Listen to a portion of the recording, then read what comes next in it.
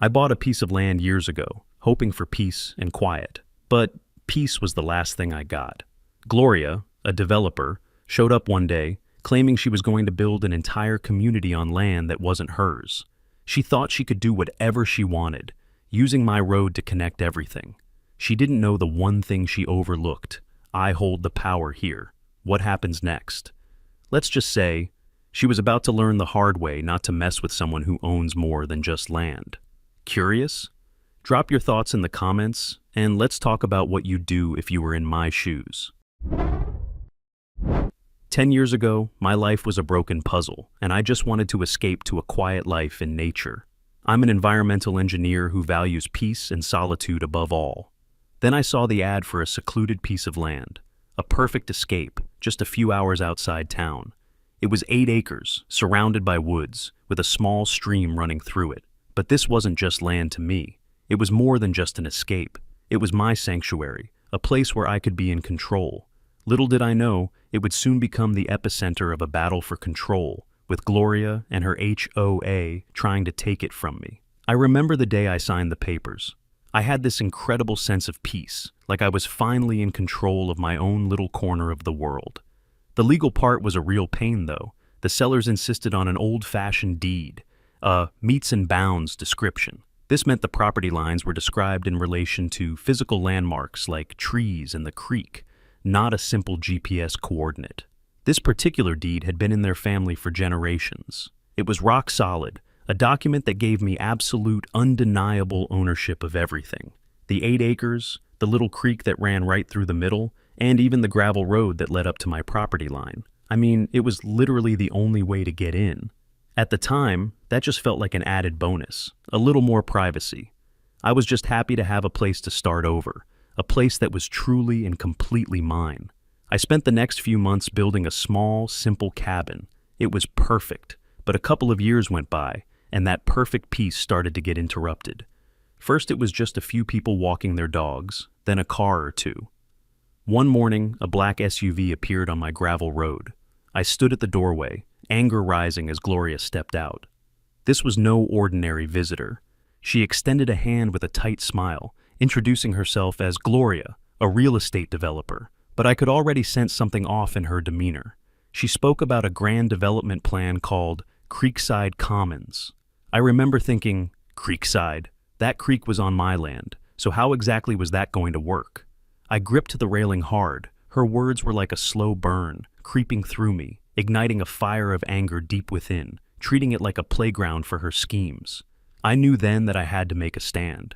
Gloria proceeded to tell me, with a kind of breathless excitement, about her vision for the land next to mine. She then went on to say that the only way to access her property was through my road.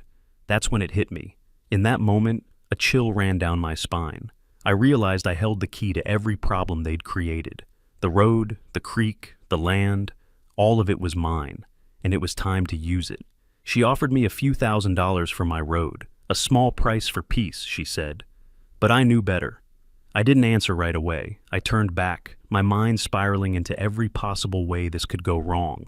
I knew this was going to be a problem. Something told me this was just the beginning. I wasn't being rude, but I wasn't giving her any kind of a promise either. I wasn't even sure what to think at the time. I was just this guy who wanted peace and quiet. I told her I'd need to talk to my lawyer, but she seemed to just hear what she wanted to hear.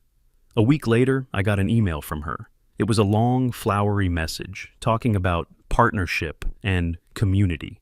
It included a line that said, "As we discussed, I'm so glad we could find a way to work together on this." I mean, I never said that. I even sent a short, polite email back, clarifying that I hadn't made any final decisions. But she never responded. Looking back, I should have known that was a massive red flag. That was when the trouble really began. Weeks passed, and Gloria's construction trucks began appearing more frequently, like an invasion of my peace. But it wasn't just the trucks that bothered me. It was the growing presence of Gloria's new community. I started noticing signs of activity along my land, like a clandestine takeover. One afternoon, I saw dozens of cars parked on my property, on the land I owned. They were throwing a grand opening party for her new neighborhood, Creekside Commons. But there was one problem. This wasn't her land to claim. And to make matters worse, Gloria had already started pulling strings with the HOA to back her up. Gloria, now holding a microphone, spoke to the crowd with a sense of authority I hadn't expected. She was staking a claim not just to the land, but to everyone standing there. I stepped forward, my voice sharp. "What is this?" She looked at me, a little startled, but then smiled that fake smile again. "Leo," she greeted, her voice dripping with feigned warmth. "I'm so glad you could make it to see the beginnings of something special," she said. "Leo, we couldn't have started without you. Thank you for letting us share your road. We'll make sure it's well used." I just stared at her. Did she really just say that? Generosity? I almost laughed at the absurdity, but the anger in me flared. I pulled out my phone, recording every word she said. This wasn't just an invasion, it was her miscalculation. I wasn't just collecting evidence, I was preparing to show her the consequences. A few of the people who worked for her looked at me suspiciously, but Gloria just continued her speech. Gloria declared that the road she had paved was now a common access point, her generous gift to the future residents. I stood there, seething, as she claimed my land as her own. I wasn't even sure if I was overreacting, but that just felt so presumptuous. She was standing there on my land, claiming my road as her own. She even had a big sign that said, "The road to a new beginning, brought to you by Creekside Commons." I knew then that I wasn't dealing with a reasonable person. I was dealing with a force of nature that was completely delusional. I took a deep breath, trying to steady myself. My thoughts raced, but my body was already moving, taking slow steps toward her as my resolve hardened. The whole thing was just so audacious. I eventually just shook my head and walked away. The whole party was a farce, a grand performance designed to make her look like a benevolent leader and to make me look like some crazy guy trying to stop progress. As I walked back to my cabin, the laughter and music echoed like a taunt. I couldn't just walk away. This wasn't just about land, it was about power. And now, I had to take it back, whatever the cost. I spent the next day on the phone with my lawyer. I sent him the video I had recorded. He was just as shocked as I was.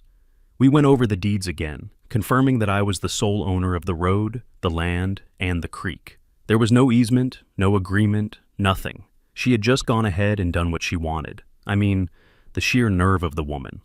My lawyer told me to do something a little drastic, but legally sound. I went to the hardware store and bought a metal gate and a big sturdy private property, no trespassing sign. I bolted it to 2 massive posts and put a big heavy chain and padlock on it. I turned away, my thoughts spinning. The sign in front of me only made things worse. It was as if she'd marked the land as hers. It felt good, I have to admit. It felt like I was reclaiming something that had been taken from me without my permission. I knew Gloria wouldn't take this lying down. The only question was, what was she going to do next? I wasn't sure if she would try to sue me or just tear the gate down. Looking out at the newly installed fence, Gloria wouldn't let this slide. The real question was, what desperate move would she make next? I could hear the faint sound of construction equipment in the distance, and for the first time, it didn't sound like progress. It sounded like a threat. That morning, as I opened my eyes, I knew something had changed. Gloria's actions had set off a chain of events I couldn't ignore. This wasn't going to end quietly. I didn't waste time. I called my lawyer, Mark, and sent him the video I had recorded of Gloria's party. He was just as shocked as I was. "Leo, this is a clear act of fraud," he said, his voice tight. "We need to respond immediately." I told him Gloria had ignored my polite email and gone ahead with her plans. He was livid. If Gloria thought she could take my land, she was in for a rude awakening. We started planning our next move, a simple, legal, and undeniable act of ownership. I went to the hardware store, my mind set on what had to be done. The metal gate and the bold private property sign felt like my first real action in taking control. I was done being polite. I had to draw a physical line, a stark boundary that was impossible to misunderstand. The rage simmered beneath my skin as I installed the iron gate, my message to Gloria, "You won't step on me again." I installed the gate firmly, making sure every bolt was in place. It wasn't just about securing my land, it was about standing my ground. I felt the power in each motion, knowing it was the first step towards something much bigger. It felt good to finally take a stand. I wasn't just building a barrier, I was drawing a line in the sand. I stood there for a moment, looking at the sign. It felt good to take back what was mine, but I knew this wouldn't be the end. I had a feeling that Gloria, in her arrogance, would just see it as a minor inconvenience. I had no idea just how much she would underestimate me. The iron was cold under my hands, but the feeling of defiant power it gave me was a warmth I hadn't felt in years. I knew that silence, true peace, had to be earned. I woke up one morning to a silence that felt off. The usual hum of Gloria's construction machines had stopped, replaced by an unnerving quiet. When I stepped outside, my heart sank. The gate I had installed was gone. No wreckage, just a city notice taped to the post where it once stood. It read, "Unlawful barrier on public access easement. Failure to comply resulted in removal. Administrative fee, $2,500. Gloria had weaponized the system against me, using the HOA to back her claim of public access. She wasn't just a developer anymore. She was the head of an HOA, pushing her agenda through legal loopholes. She hadn't sent a bulldozer to tear it down. She'd weaponized bureaucracy, using the system against me. The coldness of that printed notice, the sheer absurdity of being fined for protecting my own land, made my blood run cold. It was a calculated move, so much more insidious and frustrating than an act of outright vandalism. This was Gloria's way of telling me she played by a different set of rules. A few days later, Gloria's law firm sent a certified letter demanding I cease my interference. I wasn't surprised. This was the next step. Attached was a copy of an email. The email was a twisted version of my words, a forgery that felt like a slap in the face. My stomach churned. It had my name on it, but the words were a ghost, a grotesque parody of my own writing. It was a fake. It was a clear, brazen forgery. Seeing my own words twisted like that was a deeper kind of anger than the one I felt when the gate was gone. This wasn't just about my land. It was an attack on my honesty, on my very identity. For a brief moment, I felt a flicker of self-doubt. Had I said something I couldn't remember? Had I been so naive? But then the rage returned, hotter and more focused than before. I called Mark right away, my hands trembling with fury. This wasn't just about a road. This was my life, my home, and now my very identity on the line. Gloria had crossed a line, and I was done playing nice. I had to fight, not just for the road, but for everything I had left. Mark, bless his heart, wanted to go on the offensive. He was already talking about filing a police report, a lawsuit, a restraining order, but I had this sudden clarity. He had been so focused on the road, on the email, on the obvious fraud. And so had Gloria. But she had been so busy focusing on the trees, she hadn't seen the forest, the deeds. I still had the original old-fashioned meets and bounds deed, the one that had been a pain to get in the first place. I went and got it out of my safe. I spread the deed on the table, my finger tracing the words that proved my ownership. It wasn't just paper, it was the blueprint for my revenge, and as I read it, I could feel the fury building. It was a beautiful, elegant document, describing the boundaries with a kind of poetic detail. It mentioned the big oak tree, the large boulder, and then the creek. I ran to my safe, pulling out the old deed. I had skimmed over the poetic details before, but now I devoured every word. I found the line, "All water rights and access thereto are hereby granted to the property owner." It was right there, in black and white. Gloria had rushed, ignoring the one thing she couldn't afford to overlook, the creek. Her greed blinded her, and I knew then it would be the undoing of her entire plan. The fact that she had overlooked something so fundamental in her rush for profit was almost beautiful in its irony. Gloria thought she could win with her tricks on the road, but she didn't know what she was up against. The creek, the water, the land, they were mine, and I was going to use them to destroy her. I wasn't just going to win, I was going to make her regret every move she'd made. I looked at the deed, and a cold smile crept across my face. I knew Gloria thought I'd fight her on the road, but I wasn't going to. I was going to use the water to get my revenge. The creek was mine, and Gloria had no idea what she'd just done. I wasn't going to just win, I was going to make her regret it. I didn't waste a second. I called Mark, sending him the video of Gloria's stunt. His reply was instant. "This is fraud, Leo. We need to act fast." His urgency matched mine, and I could feel the weight of what was coming next. "Leo, this is a clear act of fraud," he said, his voice tight. "We need to respond immediately." I told him Gloria had ignored my polite email and gone ahead with her plans. He was livid. If Gloria thought she could take my land, she was in for a rude awakening. We started planning our next move, a simple, legal, and undeniable act of ownership. I marched to the hardware store, my resolve hardening with each step. It wasn't just about buying a gate, it was about sending a clear message. This wasn't about a simple road anymore. I was drawing a line in the sand, making sure Gloria knew I was done with her games. I wasn't just protecting land, I was claiming my life back. As I tightened the bolts on the iron gate, a deep fury burned inside me. This wasn't just a gate, it was the physical embodiment of my resolve. Every twist of the wrench was a declaration. Gloria would never walk over me again. I bolted a new iron gate into place. It felt good to finally take a stand.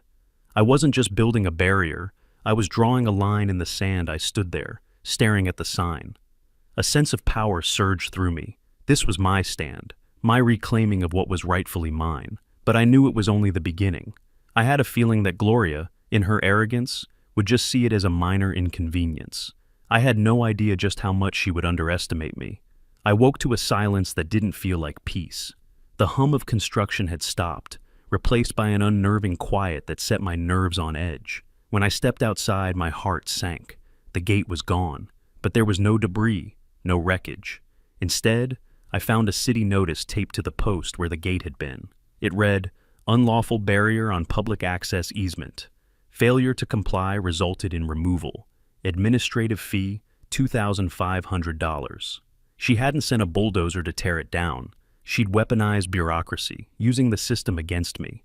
The coldness of that printed notice, the sheer absurdity of being fined for protecting my own land, made my blood run cold. It was a calculated move, so much more insidious and frustrating than an act of outright vandalism. This was Gloria's way of telling me she played by a different set of rules. A few days later, instead of just a letter, Gloria's law firm sent something unexpected, a certified letter demanding I cease interfering with her development plans.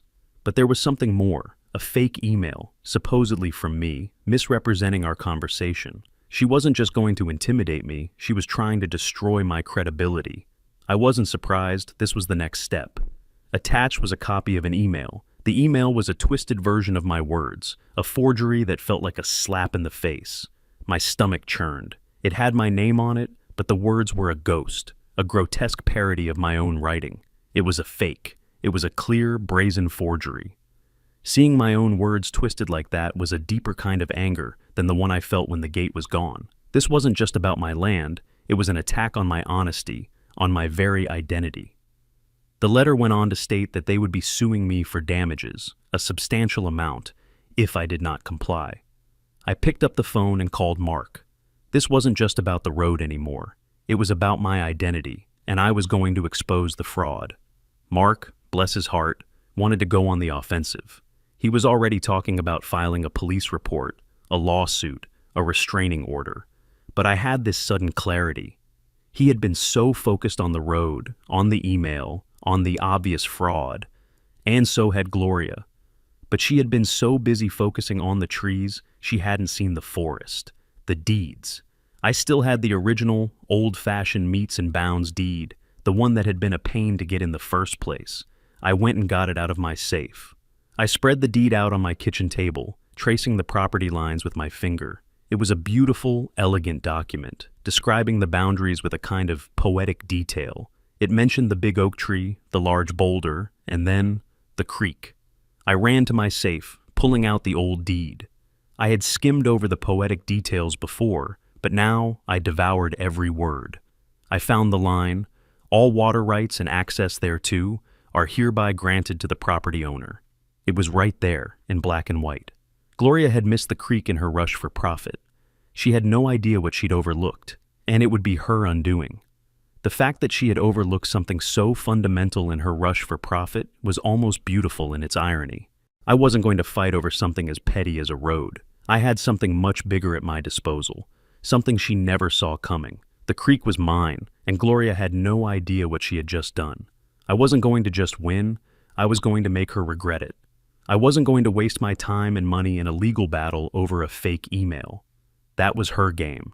I was going to use the water, fighting her on my terms, with a legal claim that was so ironclad it couldn't be disputed. I looked at the deed, and a cold smile crept across my face. I knew Gloria thought I'd fight her on the road, but I wasn't going to. I was going to use the water to get my revenge. The creek was mine, and Gloria had no idea what she'd just done. I wasn't going to just win, I was going to make her regret it. The days after the town hall meeting felt surreal. The chaos I had set in motion was no longer just outside my door. It was closing in on me. Gloria's construction had come to a halt, but the aftermath of her HOA's manipulation was just beginning. The residents were in an uproar, now realizing they had been misled into buying homes based on Gloria's promises, under the false auspices of her HOA. I could hear it in their voices when they called: anger, fear, and confusion. They had invested their life savings, believing in a peaceful community, only to find themselves stuck in a legal quagmire, manipulated by Gloria and her HOA to prop up her development scheme. I felt a mix of pity and frustration. I wanted to tell them the truth, that Gloria was the real enemy, but I couldn't. I had to let her think she still had a chance. If she thought she was in control, she'd make a mistake. The phone rang at all hours, people yelling at me, demanding answers. The pressure was mounting, suffocating me, a weight that Gloria had so carefully crafted. One afternoon, as I walked along the edge of my property, picking up trash, coffee cups, wrappers, the mess left behind, it felt like a nightmare for an environmental engineer. As I bent down to grab a plastic bag, a woman approached me. She was in her early 40s, with tired eyes and a face that seemed weighed down by more than just the day. "Are you Leo?" she asked. I nodded. She introduced herself as Mia. There was something in her eyes, a desperation that made my heart ache. "I'm so sorry about all this," she said, gesturing to the trash. "I'm one of the new residents. I'm a mess." I nodded, offering her a bottle of water. She sat down, and then, unexpectedly, she started to talk. Mia told me her story. She was a single mom who had been saving for years to buy a home for her and her son. She had seen Gloria's advertisements for Creekside Commons and had fallen in love with the idea of a quiet, peaceful community. She had sold her old condo, cashed in her retirement savings, and put down a deposit on a brand new house. It was her entire life savings, and now everything was up in the air. "Gloria told us there was a small legal issue with the road," Mia said, her voice trembling. "But she promised it would be resolved. She told us she had a verbal agreement with you. She said you were a kind, generous neighbor who wouldn't want to see 102 families lose their homes." I just sat there, listening, feeling a strange mix of emotions. I mean, I wasn't an ogre. I didn't want to see 102 families lose their homes. But I wasn't going to let Gloria get away with this either. I listened to Mia for a while longer. She talked about how Gloria had been acting weird, avoiding phone calls and even canceling meetings. She said she had a feeling that something was wrong. She was a smart woman, a nurse, and she knew when something was off. "I'm not a lawyer or a business person," she said, wiping a tear from her eye. "I just trusted her. I trusted that she was a good person." I just sat there, thinking about what she had said. That's when she said something that made me freeze. "I was getting a little nervous, so I went to her office a few weeks ago," Mia said. "I wanted to talk to her in person. She was on the phone, and she was angry. She was yelling at someone. I started recording her on my phone, just in case. I don't know why, it just felt like a good idea at the time." Mia pulled out her phone, tapping a few times before a recording began to play. The voice was unmistakable, Gloria's. It was vicious, full of rage. "I don't care about the creek, just sell those first 15 houses," Gloria's voice screamed. "He's just an engineer, he won't be a problem. We'll just get a temporary water permit and sort it out later. Get the deposits, I need the cash flow. The road's a problem, but the creek is the bigger one, just keep quiet about it. I need to make a profit." My heart stopped as I listened. The truth hit me like a freight train. I listened to the recording again, just to be sure. My lawyer, Mark, would have a field day with this. This wasn't just a dispute over an easement anymore. This was fraud. It was a deliberate, intentional act of deception. Mia, this wonderful, kind woman who had just wanted a home for her and her son, had accidentally given me the key to everything. I looked at her, and I felt a surge of empathy. "I'm going to get your money back for you," I said, my voice firm. She looked at me, a tear of relief rolling down her cheek. "I don't know how, but I will." I wasn't just fighting for my land anymore. I was fighting for her. I was fighting for all of the people who had been betrayed by Gloria's lies. I was fighting to restore a sense of justice in a world that had been turned upside down by Gloria's greed and arrogance. I looked at the recording. It wasn't just a piece of evidence. It was the key to freeing 102 families and a death sentence for Gloria. But I couldn't shake the feeling that Gloria had another trick up her sleeve. She was a cornered animal, and cornered animals are at their most dangerous. I knew she wouldn't go down without a fight. The question was, what was I going to do with this new information? Would I continue to be patient, or would I strike back? I knew then that the time for patience was over. The time for justice was at hand. This was no longer just about me and my land. This was about doing the right thing. If you were me, what would you do with that evidence? Continue to be patient, or strike back? I looked at the recording. It wasn't just a piece of evidence. It was the key to freeing 102 families and a death sentence for Gloria. But I couldn't shake the feeling that Gloria had another trick up her sleeve. Gloria, as I expected, wasn't going down quietly. She was cornered, but far from out. The HOA she had created to cover her tracks was now falling apart, and desperation was evident. The town hall meeting had stripped her of control, leaving her with over 100 angry families. Construction was stopped, but Gloria's web of lies, backed by her manipulative HOA, was now exposed. The residents, realizing the scam, were demanding refunds, justice, and accountability.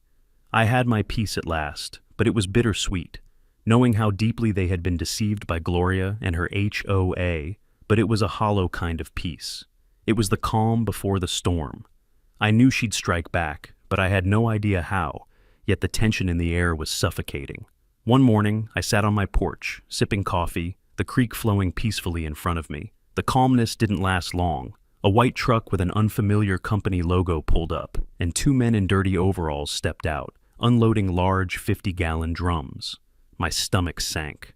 Gloria had resorted to poisoning the creek, trying to frame me for contamination, a desperate move to shift blame. Her HOA might be falling apart, but she still had resources, dirty ones. She was going to destroy my land, my livelihood, all while hiding behind the HOA she controlled.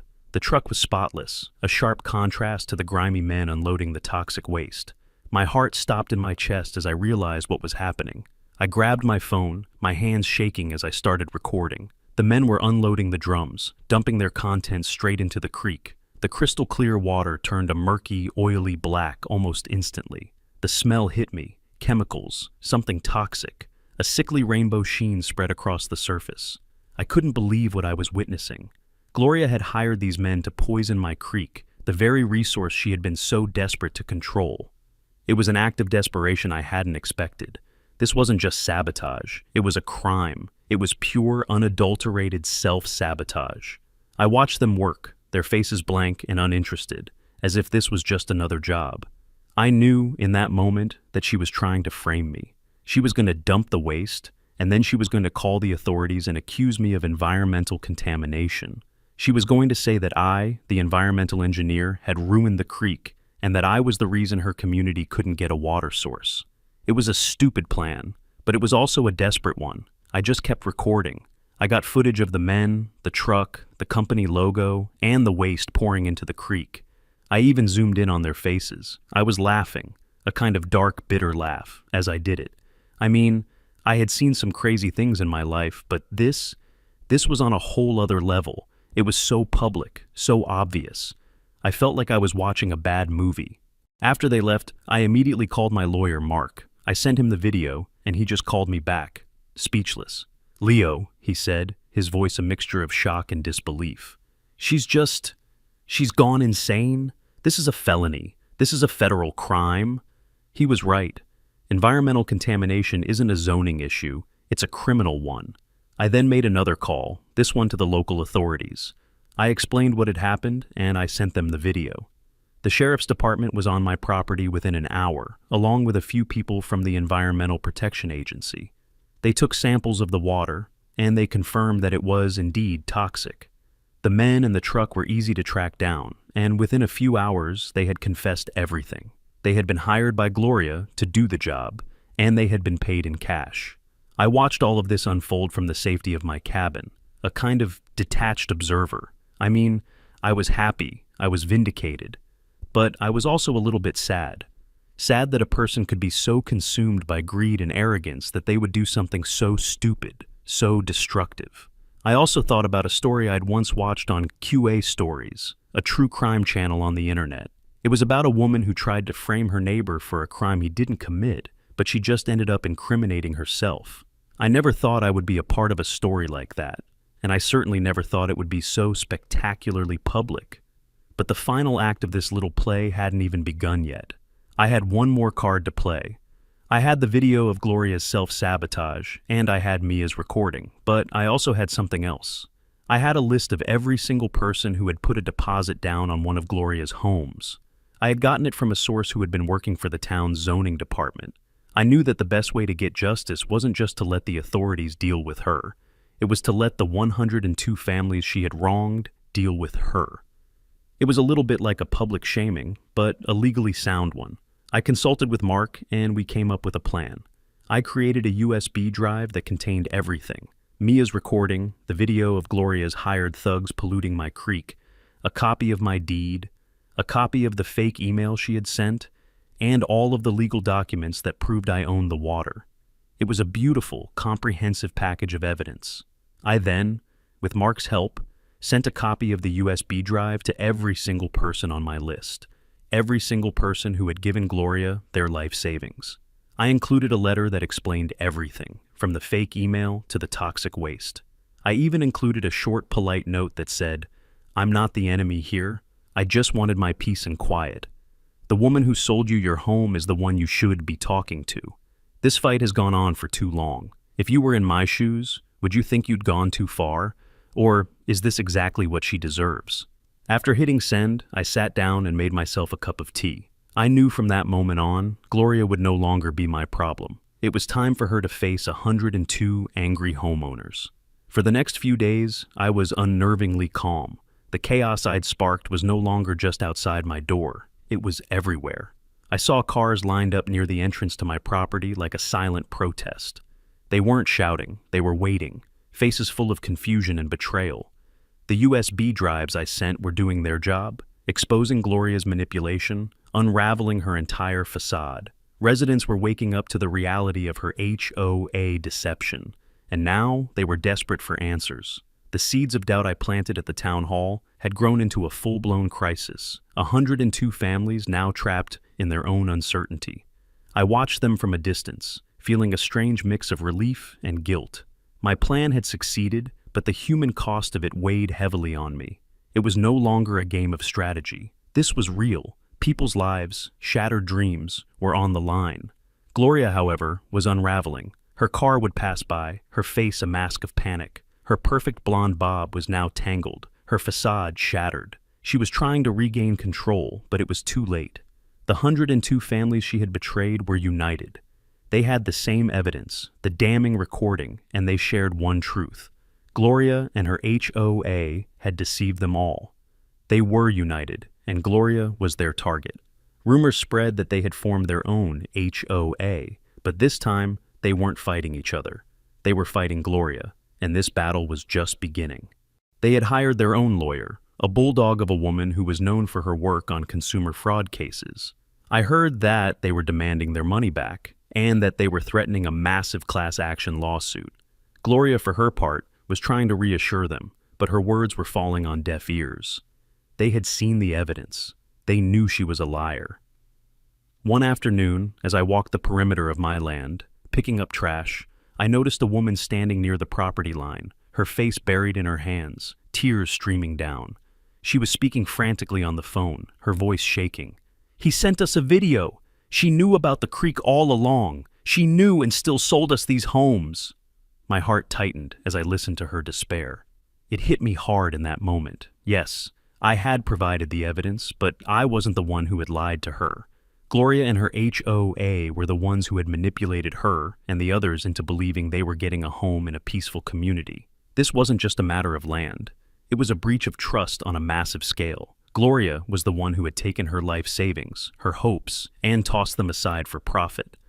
The chaos was all around me, but this time it didn't feel like a threat. For the first time, it felt like justice. Then came the final beautiful act of my little play. I had the road, and I had the power to shut everything down. I had just been waiting for the right moment. With Gloria's reputation in tatters, her company in financial ruin, and her new residents demanding their money back, the moment had arrived. I called Mark, my lawyer. I told him what I was going to do, and he just laughed. "Leo," he said, "you are a mad genius." I mean, I wasn't a mad genius. I was just a guy who wanted some peace and quiet, but I was also a guy who knew how to use the law to his advantage. I went to the same hardware store where I had bought the first gate, and I bought a new one. This one wasn't a flimsy metal fence, though. This was a massive, heavy iron gate, the kind you would see at the entrance of a castle. It was black and imposing, a silent sentinel. I hired a few guys to help me install it. It took a full day, but by the time it was done, it was a work of art. It was a physical manifestation of my power and of Gloria's complete and utter defeat. The sign I put on the gate wasn't a private property sign this time. No, this one was different. It was a single, elegant piece of wood with some black lettering. It simply read, "This road is closed. For more information, please contact the developer." I then put a massive, heavy lock on it. A lock that no one, not even a giant excavator, was going to be able to break. The new residents who had been watching me just looked at the sign and then at me, their faces a mixture of shock and dawning realization. The one woman who had been crying looked at me, and this time, she wasn't angry. She just looked grateful. She realized that I wasn't the enemy. The developer, the one who had just spent the last few weeks lying to them, was. I looked out my window at the chaos unfolding. The cars were all lined up, unable to get in or out. The new residents were all on their phones, yelling at Gloria. The police were there, taking statements. The EPA was there, cleaning up the toxic waste. The whole neighborhood had descended into chaos, and it was all because of one woman's greed and arrogance. That lock wasn't just on the gate. It was a lock on Gloria's freedom. The only thing I couldn't figure out was if this was truly the end for her. I mean, she was a fighter. She was a liar. She was a Karen of the highest order. I had a feeling she had one more trick up her sleeve. But this time, I wasn't just prepared for it. I was hoping for it. I wanted to see her try. I wanted to see her try and fail, one last time. The next morning, I woke up to a new kind of silence. The construction noise was gone. The chaos of the night before was gone. It was just quiet. The road was still locked, the sign was still there, and the cars were still lined up. But there was a kind of peace to it, a kind of stillness. I had won. Not just a legal battle, but a personal one. I had reclaimed my land, my peace, and my sanity. And in doing so, I had also helped 102 families get justice. It felt good. It felt right. I was ready for the final act. I looked out my window at the chaos unfolding. That lock wasn't just on the gate. It was a lock on Gloria's freedom. The only thing I couldn't figure out was if this was truly the end for her. The trial dragged on for 2 weeks, but I stayed focused. This was my moment to crush Gloria. The media turned this from a simple property dispute into a scandal of fraud and environmental destruction. The courtroom was packed, faces of hope and rage. Their presence was a testament to the lives Gloria ruined. Gloria sat at the defense table next to her lawyer, a woman with a permanent scowl etched on her face. Gloria, too, had changed. She wore a muted gray suit now, a far cry from her once bright, cheerful attire. She looked smaller, defeated, but I knew better. She was still dangerous, and I had a feeling she wasn't finished yet. Mia took the stand, and I felt the weight of the moment. I was ready. Everything lined up. This would be the final blow to Gloria. Mia, calm but fierce, recounted trusting Gloria, pouring her life savings into her dream, only to be lied to by the very woman who promised her a perfect community. She played the recording, the one where Gloria brazenly admitted to knowing about the creek. The sound of Gloria's voice, full of arrogance and greed, filled the courtroom. A collective gasp rose from the crowd as they heard her words. Gloria's lawyer tried to object, but the judge, with his weary eyes, overruled her. Mia's testimony was devastating. I felt an overwhelming sense of pride for her. Then it was my turn. I sat on the stand, telling my story. From buying the land to uncovering Gloria's fraud. I presented my evidence, the old-fashioned deed proving my ownership of the creek and road, the fake email Gloria had sent, and the video of her environmental destruction. The video, I have to say, was a real showstopper. You could hear my cynical laugh in the background, which I'm not even sure was a great look for a witness, but it was just so ridiculous. I mean, the whole court just went silent. You could see the judge's jaw tighten as he watched the scene unfold. It was undeniable proof of her guilt. Gloria's lawyer tried to argue that I had somehow entrapped her, that I had lured her into this situation, but the evidence was too strong. My story was too simple, too true. I just wanted my peace and quiet. She was the one who had started this fight. But Gloria, being Gloria, had a final, desperate act of her own. As her lawyer was giving her closing statement, Gloria stood, her tears flowing in rivers, trying to play the victim.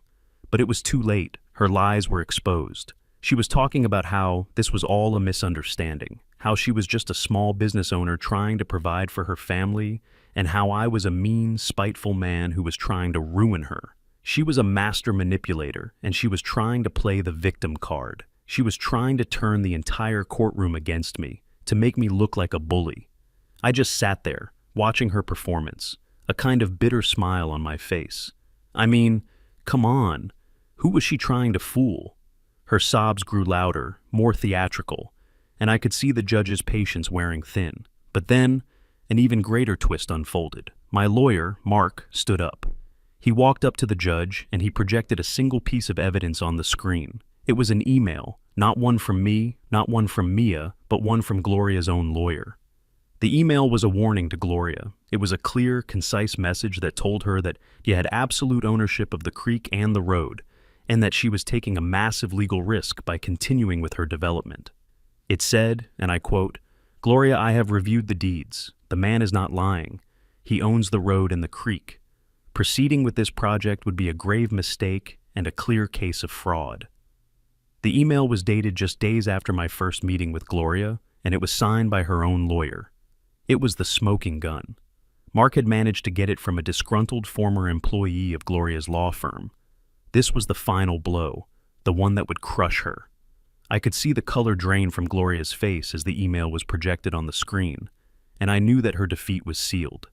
The email proved that Gloria knew, from the very beginning, that she was lying.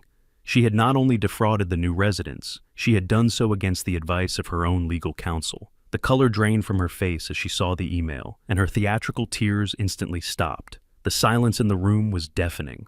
After the trial, the judge ruled in our favor, delivering a decisive victory that shattered Gloria's empire. She was ordered to pay all damages, a massive fine for fraud, and our legal fees. She was left bankrupt, her reputation ruined, and her life's work in shambles. As the verdict was read, Gloria sat there, blank-faced, her tears gone, the performance over. The long battle had ended, but it felt bittersweet. I had my land, road, and creek back, but the peace I had longed for had been permanently altered. Later, I shared a drink with Mia, who apologized. I reassured her, saying she had been the key to everything, the real hero. I then told the residents I would allow them to use the road and creek for a symbolic fee, creating a new community based on honesty and respect. I just wanted peace, I told Mia, but sometimes you have to fight for it. The residents cheered as they would finally get their homes, community, and justice. I got my peace back, but this time it was a peace earned, a peace fought for. The real lesson here is simple. Never underestimate someone who's been pushed too far. We all want peace, but sometimes we must stand up and fight for it. Let me know your thoughts. What would you have done in my shoes? Drop a comment below and hit the thanks button if you want to support the channel. Thanks for hanging out.